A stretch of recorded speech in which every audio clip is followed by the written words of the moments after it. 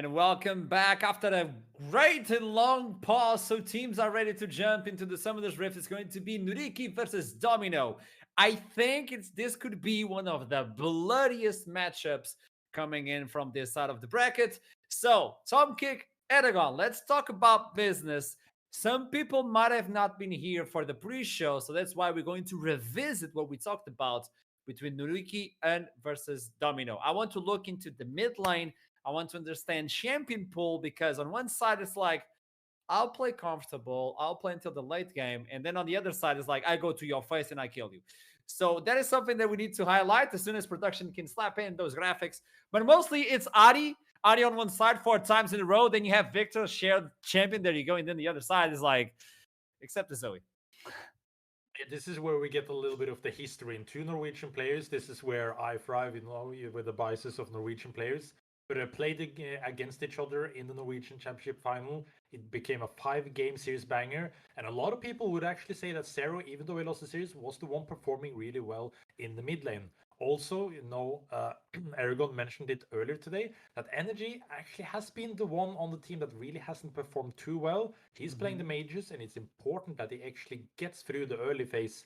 And Zero might just be the one to dash through and just smack on into the mid lane to find the weaknesses of NYYRIKKI. So we have the mid lane broken down. We understand how these guys play in the mid lane. On one side, well, Aragon brought in the idea that Energy needs to step up today if he wants to match up with Silas, with Akali, and other assassins. But on the other side, I want to look into the bot lane. That, to me, is the most interesting. We'll get to the top lane soon enough, Aragon. I'll give you that one. I know you love to talk about the top lane. Yeah, I mean, But look at this! He's cracked, right? So I just wanted to highlight Fateski here. I actually highlighted 2 players on the side of NYYRIKKI, and one of them was Fateski, and one of them was a top laner as well. I think these two, Ramuka, they're both the hyper carries of their teams, but Fateski gets considerably less resources, right? He often gets put on an island, gets put on a carry like Aphelios, MF, or something like this, and then they path away from him. But he still manages to accrue CS differences and do a decent amount of damage. On the flip side, you have Domino 2 axes, getting a lot of resources and doing a lot of damage consistently.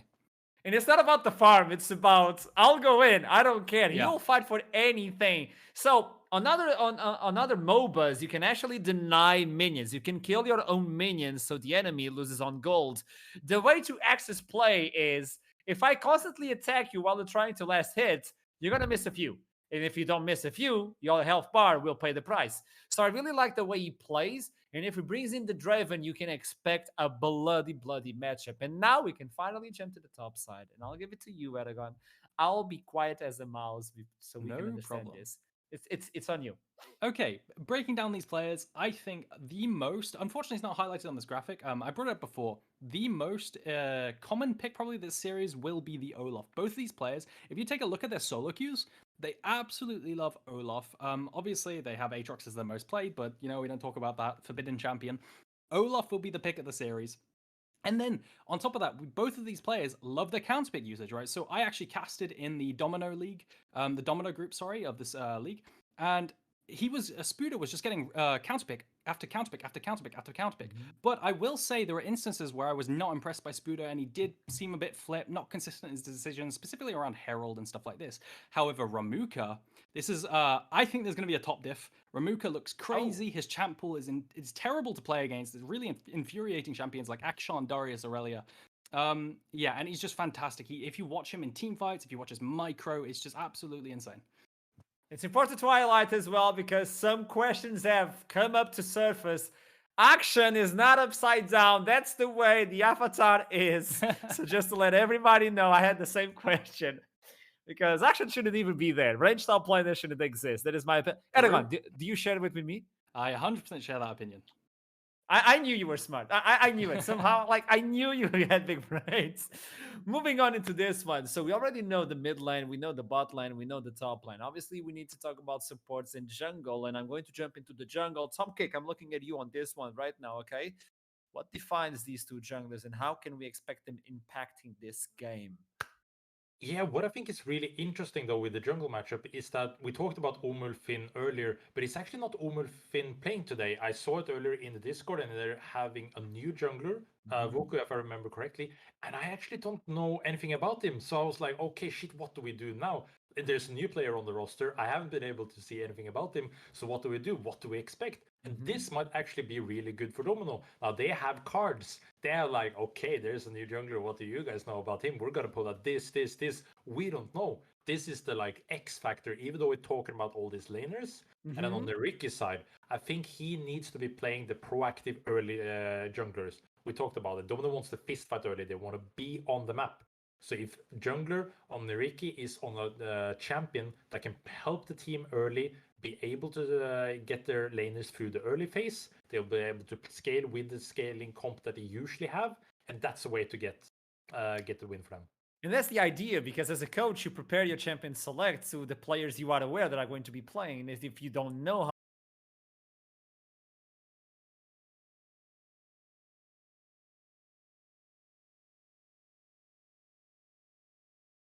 Eragon, with that in mind, you think the champion select will be affected, or it's still going to be the same? You'll play it safely. Yeah, I mean, based on the roster, so I think Champ Select could be affected. I definitely do think Omel Finn was a player that did like that early game agency champions, right? So he was playing stuff like Trundle and just running around counter jungling, beating up the enemy jungler as well as affecting the lanes and being everywhere, right? And Viego and stuff like this. So it depends on the pool of the new jungler. I think, well, I hope that they go with a similar style, because I want energy to be camped. I want him to be ganked, right? So if suddenly the new jungler is a power farmer, I only play Udyr type deal, you know, it's worse. It actually just is worse. So we'll see. Okay, so both teams are studied right now, and this is a best of 3, and that is also another thing we need to bring up, because if, for instance, this jungler is going to highly affect the game, you don't have a lot of space to work on. You don't have a lot of time to prepare the champion select. So as a coach, this could be a really big challenge, no?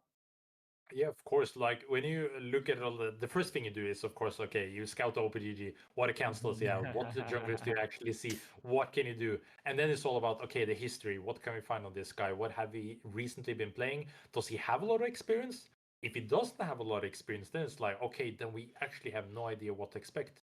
But then again, also, we don't know how long he's been able to scrim with the team. So then again, how's the synergy? Are they going to be able to play with a strong 2v2 mid jungle with support on Domino team? You know, Snubby, he's very well known to be playing roamers and helping the jungler. You saw it when he played Janna earlier in their group. He was just constantly running around with Omelfin, looking for the fights, looking for the trades, because even though Snubby on the Enchantress, he loves to roam around with his jungler. So I'm going to ask production. I don't know if they can provide this one right now. I would like to see the bracket, because I have one question for you guys. There you go. Thank you so much. You guys are just popping off. GTXL took down Verdant. Then you have NYYRIKKI versus Domino, X7 versus Wraith, Astralis versus Brody. On the left side, we'll talk about the other one later.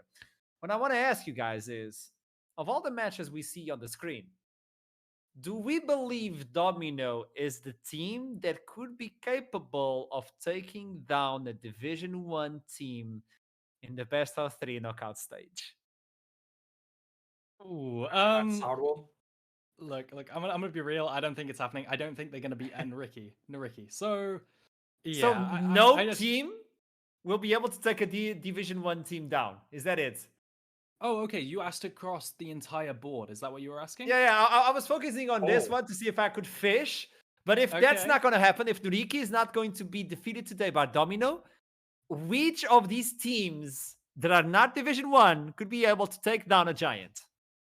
Who is a giant slayer? It has to be natives, right? They promoted. No, natives is Division 1. They just promoted. So I guess okay. Then it might just be doomed if we count them. That's what I was thinking.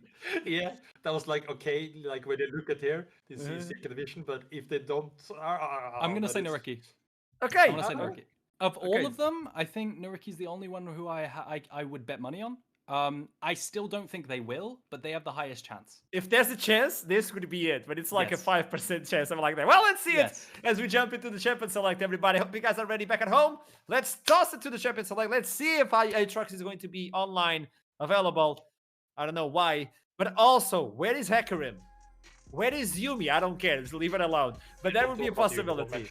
Oh, we don't talk about it? Forbidden champion. Forbidden then. Ah, 2 X's. Okay, that's obvious. That's obvious. But then again, will we see an Aatrox ban? I'm just really hoping for it. But there's the first thing, the Ahri. Now we're going on to Energy with his mage champion. So what we've seen is the Ahri, Azir, and Victor. I really doubt they'll take everything out there, but of course when they see he's been playing in 4 games, then you need to think about, can we do something about it or counter it? I would assume they actually want to let Azir through, because Sarah's really comfortable with a Kali and Sylas matchup into the Azir, especially in the early game. And if Energy is not too comfortable in laning phase and gets killed a lot, that's where you look to get the proactivity on. Yeah. So just to provide some context on these bans, the Thresh is a target ban because they keep picking stuff like Felios MF with Threshers, with Brahms, and with, I think Tahm Kench could be another option they can go for to keep their bot laners safe. And on the flip side, you have NYYRIKKI banning aggressive AD carries to keep their AD carries safe, right? So Fadeski loves this style where he just farms and then they play through topside with Ramuka. Eventually he comes online anyway in team fights. So they're getting rid of all the tools for Domino to play proactively. But look at this. All the power picks are available, are ready and available. You'll have an overstacked draft of everything we've seen so far. Aatrox is out! Yes. Okay. Which is weird when you have all these bans and this is the first game where Aatrox is banned today. Absolutely Confusion mental. of the highest order, but there we go. First pick could be a Maokai, could be something else if they want to take it. We know NYYRIKKI There should it be is. playing safely. Domino, they're hard off cards in terms of aggressive AD carries level 1. Maybe Tristana could be coming So to the field. I just wanted to highlight Ramuka on the Maokai. He has played it before, right? So Ramuka typically is this carry top laner who plays stuff like Darius, Akshan. He's a huge Akshan main. His profile picture in League of Legends is an Akshan profile, right? So he loves it. He actually played into, I believe it was Kerberos' Darius, and he went phase rush, so he knows the tech. You know, I'm very confident in his Maokai. I'm really excited. But we do see the Sylas in the end for Zero, just like you highlighted. That is a dangerous one, regardless of what happens. With the Maokai already, you got it. This could be another early game AD carry. And the last time he played with Kai'Sa, he went for an on-hit build with the Kraken Slayer, with the Blade of the Ring King. It was a menace. He just went in with the ultimate every single time he had it available on the back line. This guy is a danger. This guy is a force to be reckoned with. How can you fight him? What do you pick? Yeah, at this point, I think you want to be staying back. Aphelios, yeah, I was just going to say, only is Braum. open still, and it's really good. Now, Braum blind, I wouldn't be too fan of. Not Now, blind. he actually goes for the Azir. Now, that's quite interesting. I would not really be happy if I'm Azir into Sylas. I think, like, if you watch the matchup, Zero actually played this matchup like 3 times against Energy in the Norwegian Championship final and won it every time.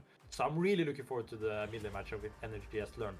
But then again, yeah, for supportive picks for NYYRIKKI, Braum would be good as long as they've seen the enemy support, because the problem is Snubby plays Jan now. And then it's like, okay, sure, yeah, Kai'Sa, and then there's the Olaf also. You want to take over the Olaf, here you go. We highlighted the Olaf, right? So just to quote Spuda from the last interview we did after he won, he said, "I can't wait to run people over." And he just won on Olaf. So I think it might be a Maokai v Olaf angle, which, you know, he's chopping up trees. It's going to be a bit brutal, I think. Yeah. But yeah, when I was saying the Braum, it just fits perfectly with the Aphelios, and I wouldn't be surprised to see a Braum ban. I know he's not going to blind it, because then, like you said, you just pick an Enchanter into Braum and it's doomed. But it doesn't look like it. So I'm pretty sure we'll see an engage bot lane with Domino to synergize with that Kai'Sa, the Plasma, and then weak side Braum. It could still be that Bagnale Maokai to try and protect the Aphelios. That's the thing about Maokai. You never know where he's going to be. Well, it's not going to be mid lane right now because we know the Azir, but aside from that, it's a question mark, and that's it. By the way, I would just like to highlight that Lula is the Portuguese jungler, the only Portuguese player right now in the tournament, I would say, as we're waiting to see what would be the R4. It could be a Nautilus, more engage, more power, more menacing in these team fights. They have a lot of engage. You need to protect the AD carry. Yeah, and as Eric mentioned earlier, now the Braum gets a lot of value. It's a lot better in the bot lane. It fits the style. They want to be able to play more back. They want to just be scaling. Now, I want to see how they do the flex. If they actually want to get the top lane matchup a lot better, okay, we just put Maokai jungle, and then we have Ramuka on a much better opposition on the top lane. But then again, they can't flex Olaf, because then we don't know what he plays. They could be like, okay, you think it's Olaf top, we'll now put a jungle. So there's still room for flexibilities. Ooh. And as we see it, it looks like they might look in the Darius and put the Maokai in the jungle. Oh yeah, yo, Aragon. And this is classic, right? I know you love your boy Lulis Archeron, Portuguese, right? So he takes the Maokai often, right? They do flex it between all three roles, but Lulis takes it and he just passes topsides and just ganks top on repeat. I really expect some early game shenanigans between this Darius and Olaf matchup. Typically when you see this matchup, it's just about whoever has the biggest balls, okay? Whoever goes in and keeps going in, right? So I'd expect a lot of input here. Oh, Flubber gets locked in. We got some jumping to do as Zach is going to be locked in. More power to the team fight. Bulky targets as well. As in the failures, I don't like this side. I see a lot of bulky targets aside from the Kaisa. I wouldn't be happy as an AD carry. I am really looking forward to this. Now, Zac is a champion we haven't seen too much. So what is worth noticing is like, yeah, you are ganking jungler, but you really need your levels on the E to get the range to be able to gank more proficiently. So in the early levels, he probably won't be doing too much. So that's the room for Domino still to be able to be more safe in the lane. When people get level 6 and especially Zac level 7, that's when you start the action on the specific lanes. Zac just running from such a far into the lane and like, what do? It swings his arm and locks you down. Yeah. Boys, it's locked in. I need predictions. I need numbers. I need to understand what's going to happen on this first game. We got the lock-ins. Let's start with Aragon because he seemed confused. No, I'm not confused at all. I think NYYRIKKI have their best possible case draft, like, period. I think they have their best draft. They've already won with this in the past. I think they're going to win very easily. They have Darius into multiple melees. Aphelios, Fateski's... I wanted them to ban Aphelios into Fateski. And they have energy on a safe pick. So, yeah, NYYYRIKKI win easily. Easily. Tom Kick, do you agree with the easily? I wouldn't say easily. I feel like the Zac is going to be a lot clutch, and maybe NYYRIKKI hasn't been playing against it too much. But I still am sold on the part, like, I feel like NYYRIKKI has a really good draft. I would say it's a pretty close game, but I would give the edge to NYYRIKKI, so I think they'll take the first game. Seems lovely as we're about to toss it to the Summoner's Rift, as we have two new casters with us today. It is Flipper, and my big question for the other is Milky Cereal. Why Milky before the cereal? I just need to understand what's the order, okay? Take it away. Well, Artrum, it's very simple. Milky is an adjective because one does not have cereal by itself. One needs to add milk to make it a breakfast. Either way, I am Milky Cereal. I'm joined by Flipper. It's great to have you alongside me. Our first time casting together as well. So I'm very excited for this series. Yeah, I'm super excited, and we're having two very spicy drafts on our hands. One draft which is very much just NYYRIKKI-esque. They have the Aphelios, the Seer, the Maokai, the Darius, as they pointed out by Analyst. This is just NYYRIKKI in a nutshell. And then we have Domino with a draft that I'm kind of confused by, because they are all just going to go straight into a team that just wants them to come into them. As you mentioned, Domino want to be jumping on into NYYRIKKI. Something that I do have to ask you, though, because, Flipper, you are, of course, a jungler. You were playing with NYYRIKKI in the summer split. But my question isn't directed at NYYRIKKI. It's actually directed towards Domino, because the hosting desk brought up the fact that Woden is coming in. This is his first game with the team. So I want to ask you, what is it like for you as a jungler when you come into a team, your first game, and it's midway through a tournament? Yeah, well, you're definitely aiming to bring a new flavor that probably was missing throughout the earlier games. So I'm kind of looking at him to be the difference maker potentially in this series, to be showcasing why it is he was picked up compared to the other jungler that had before.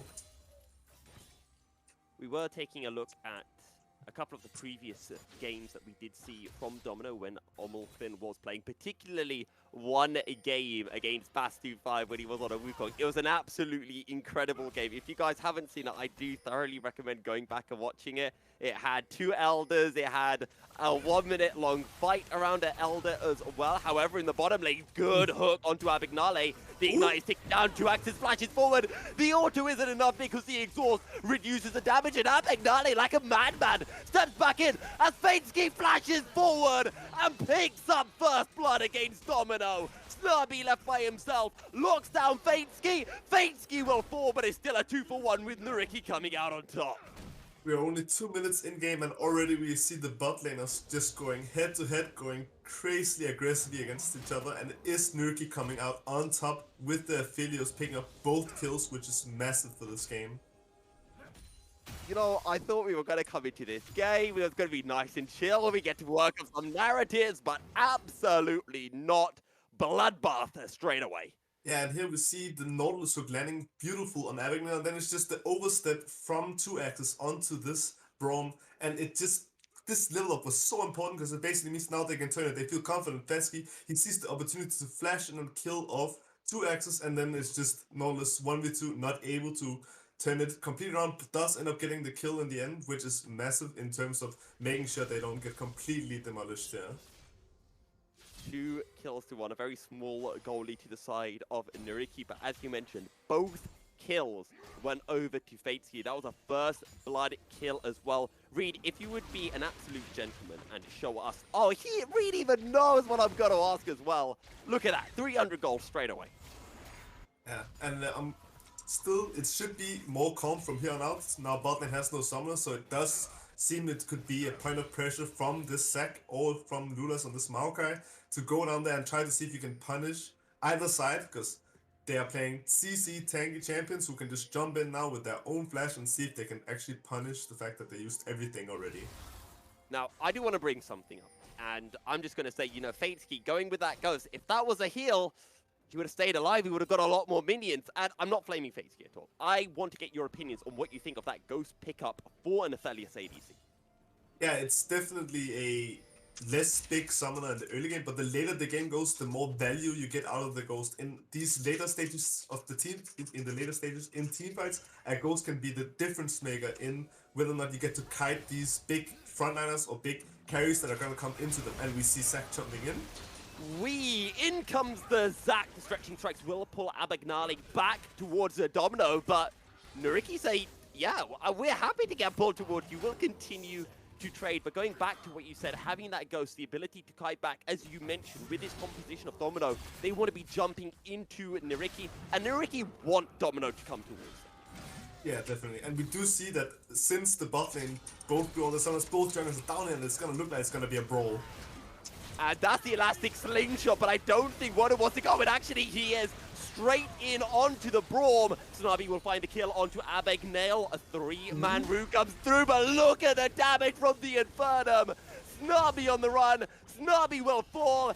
Fatesky surely gets the kill. Oh, the ghost isn't quite enough, and now they have to look for the Zac that has just respawned. It's still a double kill for Fatesky, and it is 4 kills on the Aphelios. And this is already beginning to get a bit out of hand here on the bot side of the map. We see Fatesky picking up 2 more kills. Just very crucial, both junglers having the read that since this is bot lane is fighting a lot, that they need to beat on it to fight bot. It is NYYRIKKI coming out on top with this Braum. Braum in the early game is notorious for being very strong in these skirmishes, applying that passive, making sure they can get free stuns across all the members. It is really shaping up to be a bloody game, and we already see another fight in mid.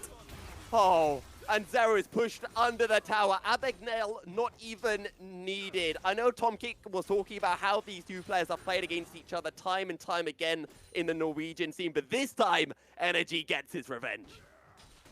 Yeah, and I was not expecting it to be 7 kills in 6.5 minutes, but I love it. They can keep bringing it, and I think it's gonna be shaping up to be a banger of the series if they continue up like this. I think the two teams were watching the XL Verdant game earlier on today, and they said, whoa, no, we can do a lot better than that. Definitely. It's definitely just, they are gonna, it looks like even now, Zac is gonna finish up this blue buff, and maybe even potentially is gonna look again towards the spot side for another gank. The weird thing to me as well here is when we were prepping for this series, we were kind of expecting, okay, NYYRIKKI are going to play towards top side, Domino are going to play towards bottom side. That's not happened. They've essentially said, right, we're going to take 2 of the most aggressive top laners we can find, and we're going to leave them by themselves. It's like the Schrodinger's box of top lane. We have no idea what's going to happen, but something will eventually happen. We get a dredge line in the bottom lane, but the Unbreakable stops a lot of damage from the Kaiser. Zero making his way down, and now 2-axis has been exhausted, forced to flash away. It's almost as if there has been some beef between these 2 bot lanes, because they are taking every single fight they can see against each other. Wherever Snabby sees a hook opportunity, he's taking it, and it's just continuing to be a brawl down here. when you said earlier that the summoners were gone, so maybe they'd be a bit more passive, and then I was like, no, that's not going to happen. Less summoners, more chances that we can get a kill. Yeah, definitely. And I'm actually looking at this game now, and I'm seeing that NYYRIKKI is going to start up this Herald. If they are able to get this Herald, it means that they can continue to this havoc they have in bot side, and if NYYRIKKI can then again get a good fight in the bot side in favor of Philios and being able to take down 5 plates for Philios as well, it could be meaning that this game is getting snowballed out of hand. And, oh, maybe it's 50-50. Nothing is free in this game. Emperor's Divide. They're looking for the Zac. Energy will find the kill, and the Rift Herald got secured by the side of NYYRIKKI as well. Energy is on the run. Spooder is on the chase. Abagnale making his way over. Now we've got a 2-for-2 on the top side, as that's a hook onto the Azir, who can't join into the fight temporarily. Spooder, concussive blows, locks him in place, but in comes Energy onto a killing spree. Finds the kill onto the Olaf, and Zero on the run, locked down by the concussive blows. Flashes away, absconds away. Can Abagnale land the Winter's Bite? Oh, the ultimate. Almost finds the knock-up, but in the end, the fight will draw to a close, a 2-for-1. Actually, I think it was a 2-for-2 overall, but NYYRIKKI get the Rift Herald. Yeah, okay, I take everything back. No matter what happens in this game, whenever one team is doing something, it seems like the other team is gonna try to fight them on it. So, but it does end up being in favor of NYYRIKKI. They get a 2-for-2 and they do win the Smite fight. So Lula's getting out on top on that one. We can keep track of. Let's see how many Smite fights either jungle will win in this series. But now they do have the Heralds. I would like to see them put this Herald to work in the bot side, see if they can get this Aphelios some plates, even look to play for the Drake. Ooh, and we Here's a see quick replay then. Yeah, we see a replay here, and we see a very, very good CC chain from Lulas and Azir. They get the sack down very fast, and they do win the Smitey as well. And then it's just simply an overchase from Domino. They think they have actually a good fight here. They do end up getting Darius, but in the end, it's Azir just being able to free fire away, picking up a kill here onto the Olaf, and then also the Silas having to flash away in the end here to live. And Sanabi as well on the bottom side of the fight. Good dredge line to be able to find the kill onto the Maokai, as we've got... Have you ever heard, Flipper, of weak side Darius? Yeah, it's definitely a new one here, but I mean, it seems to be working for NYYRIKKI, so can't really fault them on it. They have it seems like they're just gonna get free bot turret for this top lane death, so I would take that in a heartbeat if I'm NYYRIKKI. It's a lot of plates, and FaZe already has his first item completed. He completed that Gale Force before 10 minutes into the game, whereas 2 axes on the Serrated Dirk, and the pickaxe needs another pickaxe to complete his namesake. Yeah, so an interesting thing to point out here is that they're choosing not to use the Herald on bot lane because of this cross map that Domino chose to do on the top side. So instead of just over-committing the Herald here, they're saying, okay, let's just trade plates from top to bot, and then once they get the spot down, now they will have the Herald to also get top plates for the Aphelios as well. So it does look like this Aphelios is going to be extremely fed in this game. I thought Spooder was going to get that tower first, but Woden is just hovering around, waiting for an opportunity to go in. So I think this is going to get enough time for FaZe to get the tower, and Zero teleport a couple of seconds too late. Yeah, that stings. That definitely stings. Having your TP used and you're not able to get it through now, it means that he's going to be laid onto the map, and it looks like they're actually going to look to use the Herald on mid here. With the TP down from Zero now, it could just be a 3-4 plates, maybe even the entire tower with FaZe showing up. Sadly though, all of the tower plates will get shared across the 3 different members of NYYRIKKI. Does Woden want to go in? I don't think you do. 2 axes has been caught, and Domino have been scooped up. Abagnale goes golden, and FaZe finds the kills with the Moonlight Vigil, but in comes a mad Viking.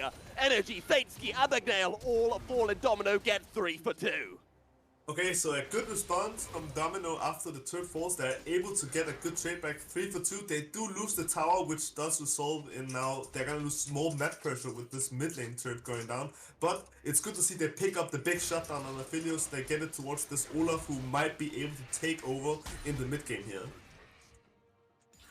Now we're seeing Woden just trying to steal away a couple of camps. I think we're going to get a replay of that play up soon. I just want to see when actually in the replay FaZe ends up picking tower aggro, because I thought it was Abagnale who was taking the tower aggro initially. Yeah, definitely. And as we jump into the replay here, we can see that it's just basically an overcommitment from NYYRIKKI. They think they can do it. They get a great shuffle from their energy. It seems like energy heard the analysts were talking some smack about this matchup in mid, and he's definitely showcasing that he's definitely able to do it. And then yeah, unfortunately, FaZe does end up taking the aggro, which does mean he ends up going down here. Could have been different if he didn't, but then Olaf just coming in does what Olaf does, just cleaning up the fight afterwards. I don't know if there are any base chess enjoyers in the chat, but I would like to draw a comparison between this game and a very famous opening in chess called the Sicilian Defense, because it's a crazy opening where both sides essentially say, I attack, and the other side says, no, I attack, and you never know who's winning because they're both attacking like absolute lunatics the entire game. Yeah, that's a very good point. Yeah, both teams are definitely just continuing to just throw every curveball they can at the other. Whenever one player is making a move, the other one is responding straight in the face of the other in turn. And we're going to get to a situation which I like to call, which carry do you prefer? And in this case, it's Olaf versus Aphelios. Yeah, and I would take the Aphelios in every case. Aphelios is one of those champions, if it gets a hit like this, especially with a Brom and a Maokai who can just keep him safe from the enemies, then he can just shred anyone trying to jump on him. And Woden, I don't think you want to jump like that, especially if you're not going to land the stretching strikes, and that's a third of the Zax's health bar gone in an instant. And now the Rift Herald spawns, and NYYRIKKI says, you know what, we'll take that, thank you very much. Yeah, and if it is that they respond here with another contest from Domino, we're gonna have to keep our eyes on FaZe if he's able to actually stay alive and dish out the damage in this fight. Rift Herald is secure. Domino had a little peek. They had a peek through the open door and thought, do we reckon we can fight them? And someone very sensible over in the Domino camp says, you know what, I think we should let this one go, guys. Yeah, this was the first time an objective was taken without a huge fight, so that's at least a sign that this game might slow a bit down. So I don't know if that's a good sign for Domino or a bad sign, but definitely will make it so the game pace will be a bit slower. It is 1 minute till Drake, so it could be that they are gonna aim for that. It does seem like basically might get caught out here though. Oh, the undertow doesn't land. There is a Braum hovering nearby, and in comes Abagnale. You can't see the Olaf, but FaZe doesn't need it. In the end, it's a 1-for-1, and now it's a Zac versus a Braum. And the Braum will never come out of that one on top, but Woden decides against going all in for the play. And okay, that was a bit of a more aggression. Yeah, that's what we want to see, but it does not get a lot better for Olaf here from out, because now we see FaZe is already sitting on 2 items. We are only 15 minutes in game, and FaZe is already on 2 items ready and powered up for these dragon fights that are gonna come. But this is what we want to see for Scooter, going in hard, trying to find FaZe and taking him out, because he is right now the most powerful player in the game. And I absolutely love the item choice from FaZe. A lot of times you're going to be seeing Aphelios going for the likes of a Collector, Lord Dominic's Regard, but I really like this Bloodthirst, just so much more sustained for these fights to be able to survive the likes of Spuda, you know, running at you when Abagnale cannot peel against the unseeable Viking. Yeah, and it does seem like we are shaping up for a big dragon fighter. Right now, NYYRIKKI is getting the shove in mid, which means they will have access to the river first. They will be able to get vision control, and with their seer turret, it might mean that Domino will not be able to contest, but it does seem like they will not care. Right now, NYYRIKKI is gonna get control. They're gonna be able to set up vision first, and let's see if Domino is gonna contest. We have to keep an eye continuously on FaZe if he's gonna be able to stay safe in these team fights. All eyes on FaZe. Keep your eyes on Spuda, trying to come from the side. This is the flank, and he's going to get direct access straight onto FaZe. Energy is incredibly low, but FaZe kiting back the Olaf on top. Do they have the damage? Sarah will follow up, and the ADC will fall. Another bite to dust. Now they're looking towards Ramuka. In comes Woden as well. A 2v2, a double kill for the Darius. Zero is so low, and Zero survives only to burn down to the Maokai damage. It's a 4-for-4. Both junglers will survive, but in the end, it is NYYRIKKI that secure the Drake. Yeah, NYYRIKKI does end up coming out on top, but it is one of these dream scenarios for Domino. They get the Olaf on a flank, he gets on top of the Aphelios, and he gets him down. As we jump into the replay here, we see FaZe onto side, they don't see the Olaf coming from the side. Actually, they do just barely spot him, but they don't really react that well to it. And then it's just beautiful hook engage from Snappy, gets everybody knocked up, and then Olaf just gets to wreak havoc. Even with the exhaust, it does not matter. They take down energy first, and then after that, you will just spot this Olaf. He's just running down Faceski, and he cannot do anything. He does not have the guns to fight it. They end up taking him down, and then we actually see Ramuka at the back end of this fight able to just show up huge. He's gonna take down 2 players and actually make this an even trade in the end for the side of NYYRIKKI. There was so much damage done with the Noxian Guillotine. Almost got the kill onto Zero as well, but in the end, the Hemorrhage stacks did their work. But as we mentioned, a 4-for-4, it was a very good situation for Domino, where, as you mentioned, Spooder was able to get that flank, get that easy access onto the Aphelios and the Ragnarok, stop the Azir ult from being able to push him away. So I am just wondering, is this a case of, yes, Domino got a good fight, a 4-for-4, an even fight, but will they be able to get that again, considering how ideal the fight setup circumstances were for them? I mean, they have to do some of the same things they did in that fight. They have to have Spooder on the side and pushing them, coming out in on the flank, and then they again just have to pray that he's not spotted like he was here before. Even if it's spotted, NYYRIKKI is not going to respond in a proper manner. They might still be able to get it, but getting a good flank with Spooder and then getting a good engage from Snappy is going to be key if they're going to be able to turn this game around right now. And for these 2 top laners, these are champions that we've seen both of them playing so far in the Aurora Open. Both the Darius and the Olaf have been picked by their respective players twice so far in the tournament. We knew that it was going to be a spicy top lane matchup. We saw a lot of action towards the bottom side, and I think it at least fooled me into kind of forgetting that we had a Darius Olaf on the top side of the map, and here comes Scooter again, once again looking for the play. Good Empress Divide to stop the Zac engage. The depth charge will land Zara from one side, and here comes the Olaf from the other. Energy has fallen, but Fateski is still alive, not able to get the kill onto the Olaf, as in comes the ultimate from the Brawl, but Domino are wiping NYYRIKKI off the face of the map. Lula's over the wall, will survive. Zero looking to chase, but won't be able to find the kill. Zero now going in onto Ramuka. Ramuka in a 1v4, and there will be no kills for the Darius. 4 kills for nothing, and Domino are looking scary strong. Yeah, Domino is definitely shaping up in this game. The longer this game is going, it just seems like they're getting more and more comfortable getting these flanks, getting onto Faceski and Energy, just taking them down fast. It's actually really impressive how they're getting these fights off. Even though Energy gets a beautiful ult to stop the engage from Wooden, it doesn't matter. They're still able to follow it up with Snappy with the ult, getting onto Energy and getting onto Faceski from the side, from the Olaf, just making it all work for them. Absolutely insane. You know what? Good luck breaking this one down, Flipper. Yeah, I mean, it's actually just, again, if you look at this, look at the minimap, we see Olaf and Silas coming from the sides, getting out to Energy immediately, and then usually you say red, white, don't fight on the Aphelios. It does not matter, yeah. Beautiful Zac E on top of this. Aphelios means that he goes down as well, and they end up just taking this fight in a sweep. You know, sometimes we say red, white, do not fight. However, Domino said white and red, time to be dead. That they managed to find the kill. But I really like what Domino did, because the first fight they said, right, we're going to do this big raid thing. We're going to bring the Olaf from the side. NYYRIKKI are never going to see it. And then after that, NYYRIKKI said, okay, right, we know what Domino are going to do. They're going to bring the Olaf from the side. So what did they do? They kited away from the Olaf, and Domino said, surprise, guys, Zero's on a flank as well. Now, what are they going to do to top this?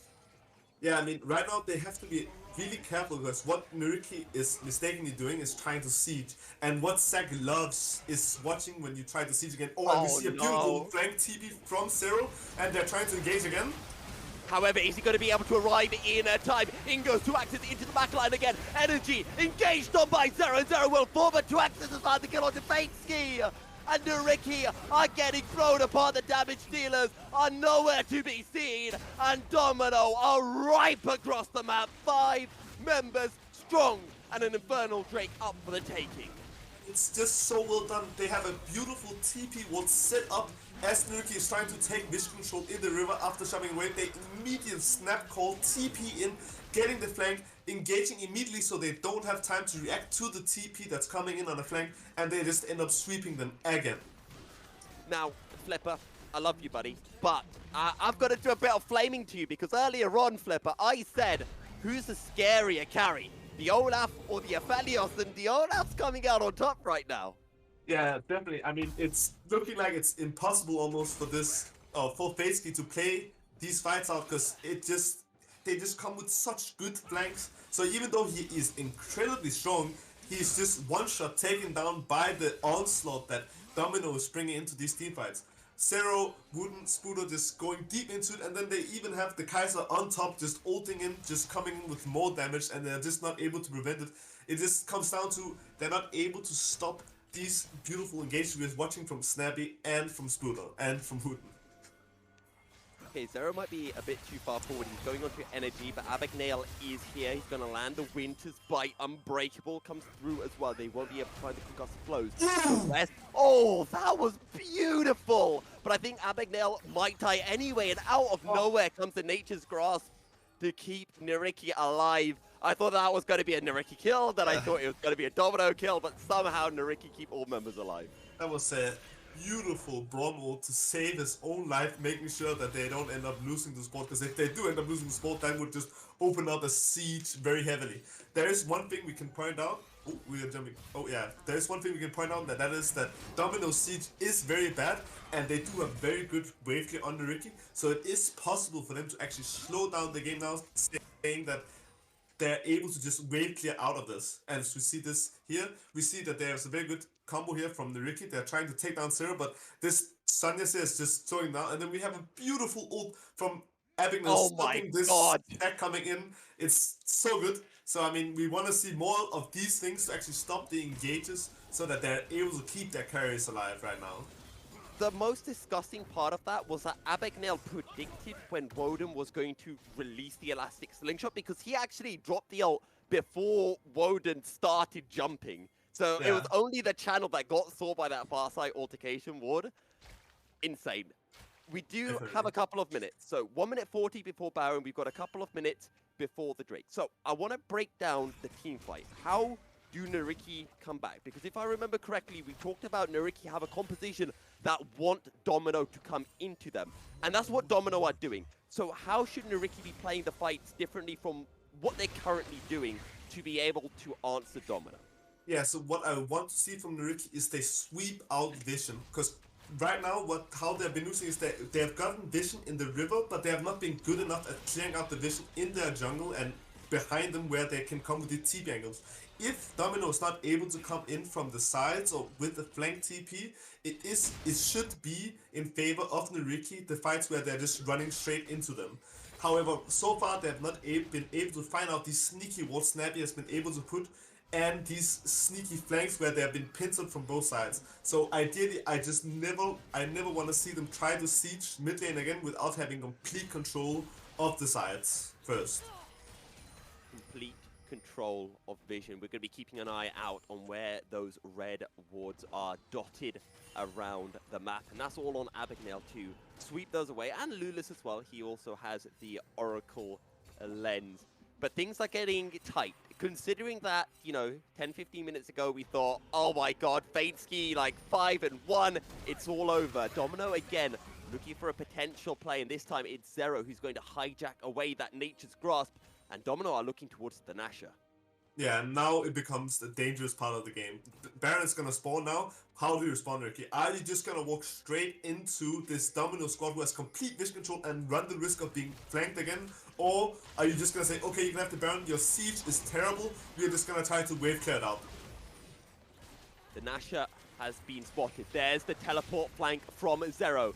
He wants to get onto Fatesky. He wants to get onto Energy. Energy has a Banshee's Veil now, but the Nature's Grasp comes when the fight will start. Ramuka is just getting absolutely obliterated. Straight away, Killer Instinct into his backline, and two axes will find one kill. Emperor's Divide does practically nothing. Abagnale and Energy on the run. Lulis tries to get on top of the Kaiser, but it is unsuccessful. And it will be, oh, never mind. Lulis somehow finds the kill onto the Kaiser, but it doesn't matter. Domino still win the fight. Domino get 4 kills for 1, and surely they can look for the Baron, but instead they're going to turn towards the Infernal Drake.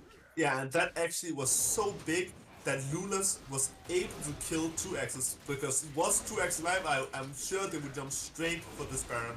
But because they are able to kill the Kaiser here, it means that Domino will not go for the Baron. They'll just settle for the Drake, and they are still in a perfect spot there because they can now reset, go straight back and run it back, go towards the Baron again, force NYYRIKKI to come into, sit on these flanks, and try to see if you can just run them over again.